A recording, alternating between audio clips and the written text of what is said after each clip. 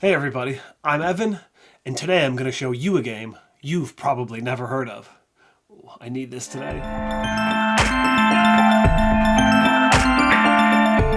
Since we're talking about lower rated games today, well, it just so happens that on our channel we recently did a bottom games in our collection, as in the lowest ranked games, according to BGG, and this game right here was on it.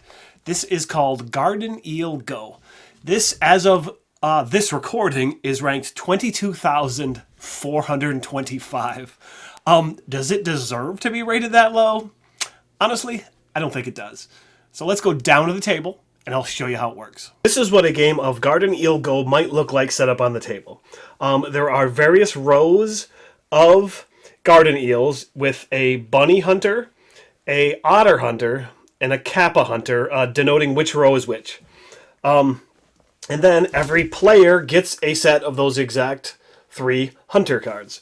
And what you want to do is try to collect as many of the garden eels as you possibly can. So what you do on your turn, one player also plays the watchman, and then they don't actually get to play a card that round. So what you do is you choose one of these and decide which row you want to hunt from this turn. Simultaneously play it face down, and then once everyone has done that, the watchman player plays this to a space that blocks it off this turn. Then everyone flips their cards, and if you played the watchman spot, you cannot take a card, but if you played one of the other spots, you get to take one of the cards and you add it to a scoring row in front of you. If you notice, some of these have sharks on it. If that were the case and you had a shark card in your row, the next card you got would then get eaten. And when a card gets eaten, it gets flipped over, the shark eats your garden eels, and, well, it poops them out. And those are negative points at the end of the game. However, if there is a shark and a can gets eaten, well, that's flipped over, and that's no negative points. Because, I guess the shark eats the can, and you're okay. So that goes until 2 of these rows are empty.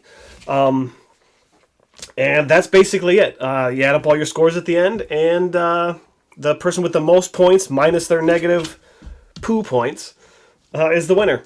But I want to show you some of these garden eels, because this is a normal looking garden eel, albeit he does have a top hat on. He turns into a normal looking poo. These are 2 in love here, and there's a male and a female one or whatever right there.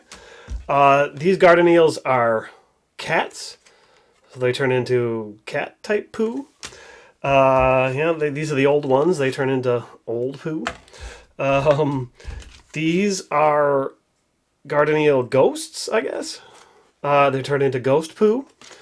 So I think half of this game is part of the charm of this bizarre art. So yeah, that turns into that. So ideally, what you want to do is try to guess where everyone else is going to go, and then try to get the most points. If the watchman player thinks that someone is going to be going for a certain row, they can block that row. And that's basically how you play the game. I left a big mess on the table here, but let's go back up top, and I'll tell you what I think about it. And there you have it. That's Garden Eel Go.